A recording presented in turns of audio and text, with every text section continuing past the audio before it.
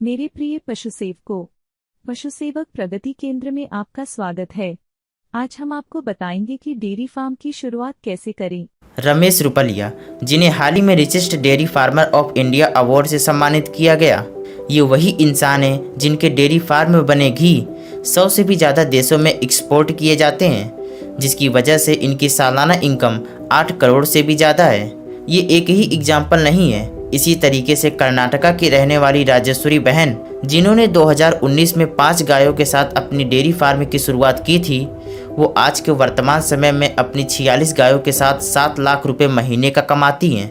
इससे इतना तो पता चलता है कि डेयरी फार्मिंग भी एक बेहतरीन सेक्टर है पैसे कमाने की, अगर सही तरीके से इसे की जाए तो। लेकिन आपका ये जान लेना भी बहुत ज़रूरी है कि ये सब रातों रात नहीं हो गया। इसके लिए इन्होंने कई रातें गंवाई। डेयरी फार्मिंग करने के लिए इसके वर्किंग मॉडल, शुरुआत में इसमें लगने वाली लागत को समझना बहुत ज़रूरी है। डेयरी फार्मिंग शुरू करने के लिए हमारी जो सबसे पहली ज़रूरत होती है वो है ज़मीन। तो अगर आप छोटे स्तर पर यानी कि 3 से 4 गायों के साथ डेयरी फार्मिंग की शुरुआत करना चाहते हैं तो आपका काम बीघा भर ज़मीन में और कम लागत में भी हो सकता है। लेकिन वहीं अगर आप बड़े लेवल पर यानी कि 25 से 30 गाय भैंसों के साथ डेयरी फार्म की शुरुआत करते हैं, जो अक्सर लोग करते हैं, तो आपको 2 से 3 एकड़ की ज़मीन चाहिए होगी। अगर आपके पास इतनी ज़मीन है तो ठीक है, नहीं तो आप ज़मीन रेंट पर भी ले सकते हैं, जो कि शुरुआती दौर में एक बिजनेस के लिए सही डिसीजन होता है, जिसका रेंट तकरीबन 30 से 50 हज़ार पर एकड़ होता है। ये रेंट एरिया वाइज ऊपर नीचे भी हो सकता है। अगर आपका सही तरीके से बिजनेस ग्रो करे तो आगे चलकर आप रेंट वाली ज़मीन को परमानेंट खरीद भी सकते हैं।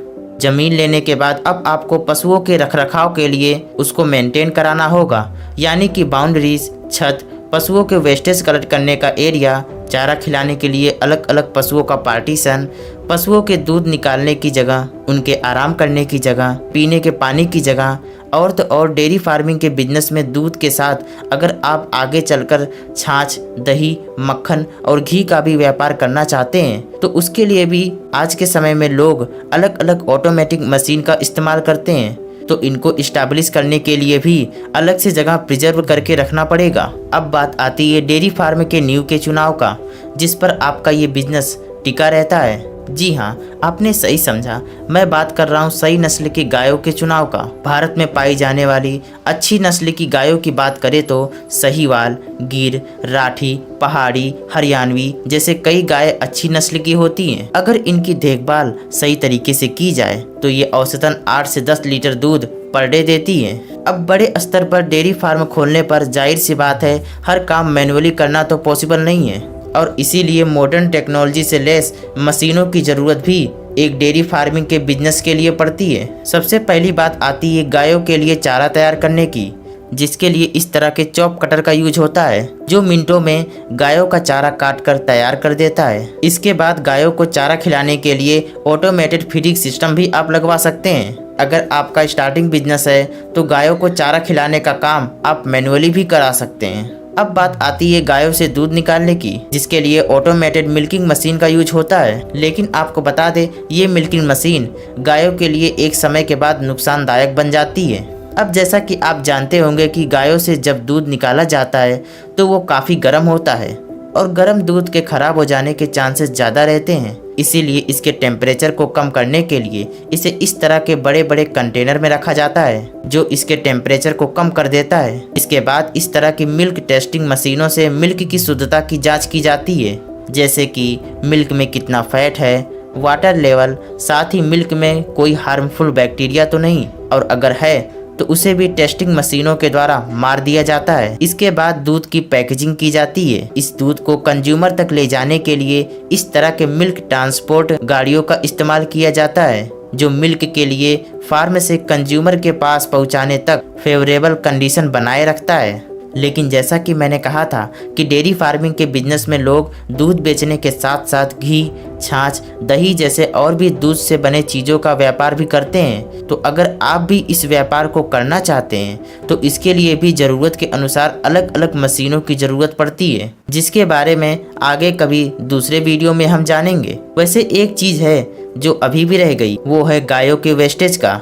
गायों का मलमूत्र फेंकने के बजाय आप उसका उपयोग बायोगैस प्लांट और ऑर्गेनिक खाद बनाने में भी कर सकते हैं, जो कि आपके डेयरी फार्म के लिए एक एक्स्ट्रा अच्छा खासा इनकम का सोर्स बन जाएगा और तो और वेस्टेज भी खत्म हो जाएगा। अब हम उस पॉइंट की बात करने जा रहे हैं जो आपके डेयरी फार्म ही नहीं बल्कि किसी भी बिजनेस के लिए बहुत मायने रखती है, और वो है उसमें लगने वाली लागत। अब ये इन्वेस्टमेंट दो तरह की होती है।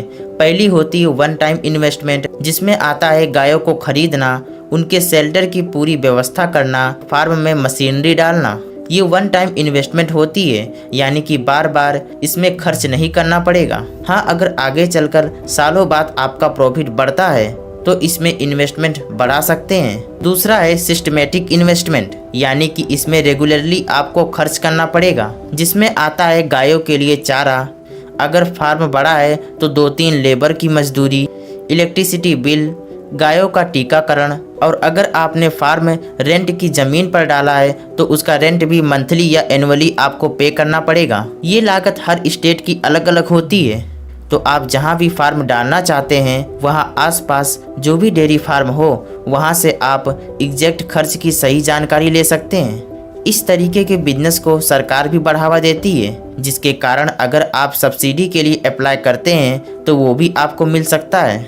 डेयरी फार्म के लिए आपको लाइसेंस भी बनवाना पड़ेगा ताकि सरकार की तरफ से आपको मान्यता मिल जाए। आई थिंक अब आप डेयरी फार्म बिजनेस को पूरी तरीके से समझ गए होंगे।